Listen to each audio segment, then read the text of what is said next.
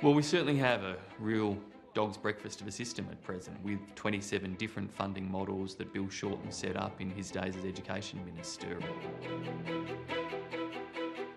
It is working. It's working at schools like this. It's working in plenty of other schools.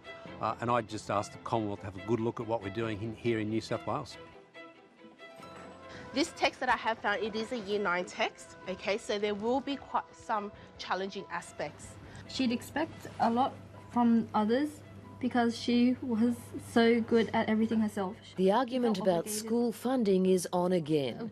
At its heart are programs like this one at Canley Vale High in Sydney's southwestern suburbs. It's a literacy class made possible by the extra money given to the school under the Gonski needs-based funding formula. When children come to school with learning difficulties, non-English speaking background, Aboriginality, those issues cost more money to address.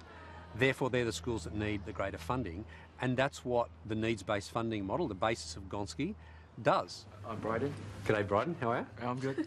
New South Wales Education Minister Adrian Piccoli is leading the political fight to save Gonski, even if it puts him at odds with his Conservative federal colleagues. If this school is an example of the fact that Gonski works, what's happened here that proves that?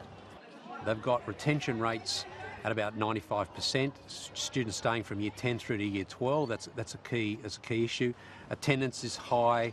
There are improvements in year 9 NAP plan. There are improvements in high performance in the HSC. It's improved the outcomes of all students, those that were at the bottom, but those that are at the top as well. Give us a little bit more information about the blackhead. People don't expect us to do very well, but because we have these opportunities with the funding, with literacy, it's allowed us to excel in our results and to gain much better results. And how do you think the students feel about that?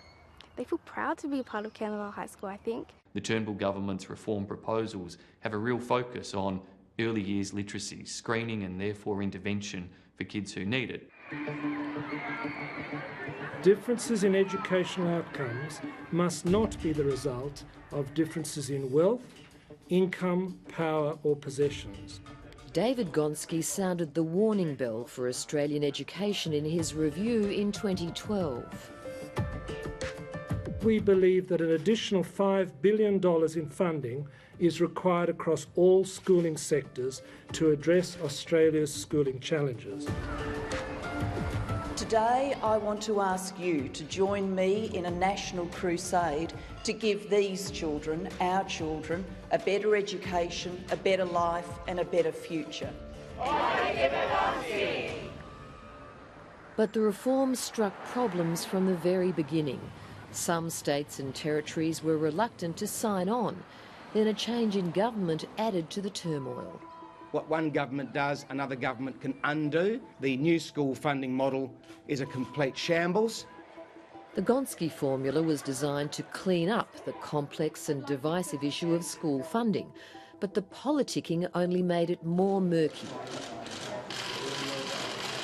The government will put the $1.2 billion that Labor took out back into school funding. In short, it's 4 years, not Labor's 6, and the same conditions won't apply. It's the third position on school funding in a week.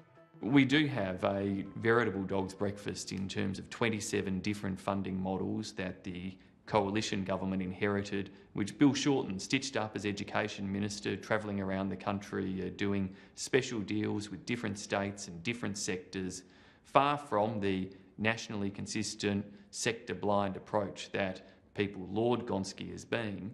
What we have at present is something very, very different. Critics of the Gonski model say the results are not impressive.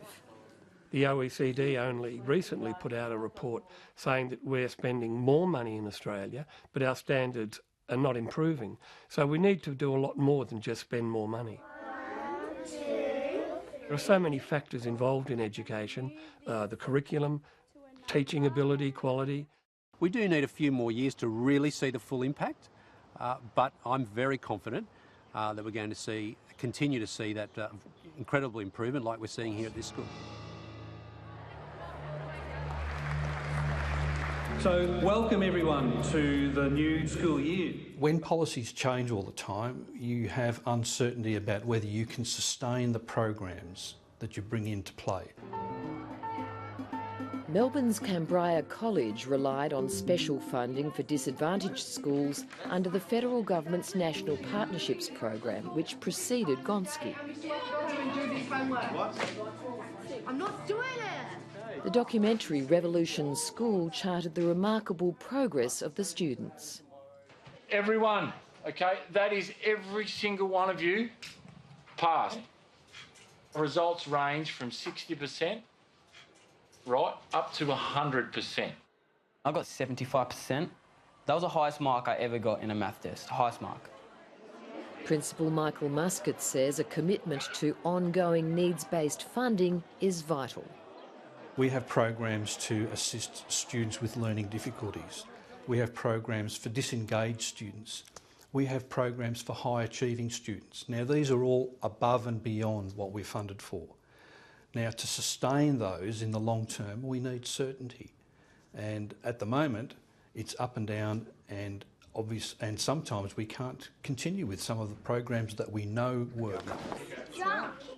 Tomorrow, state and federal education ministers meet to start working on a new funding formula from 2018. Federal Education Minister Simon Birmingham has declared he'll be reworking what he calls the corrupted Gonski formula. If we stuck with the same arrangement, we'd have the ridiculous situation where a student of the same demographic background attending a school of similar demographic composition actually was getting funded differently by the federal government in one state of Australia versus another state of Australia. Good morning, boys and girls. We aren't promising to spend as much money as Labor promised to spend, but we are growing funding and growing it from $16 billion in federal funding for schools this year to more than $20 billion in federal funding for schools by 2020. Above inflation, above enrolment, and what I want to see is that funding distributed fairly and effectively and then used in the most effective way to lift student outcomes.